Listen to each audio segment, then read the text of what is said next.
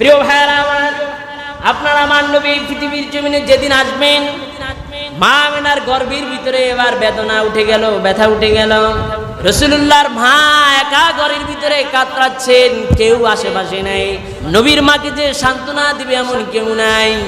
মুহূর্তের মধ্যে যখন তার বেদনা উঠে গেল, আল্লাহ রাব্বুল আলামিন রাসূলুল্লাহর মায়ের সেবা যত্ন করার জন্য মুফাসসিরিনে কেরামগণ বললেন জান্নাতি চারজন নারীকে আল্লাহ তাআলা পাঠিয়ে দিলেন, বলি সুবহানাল্লাহ।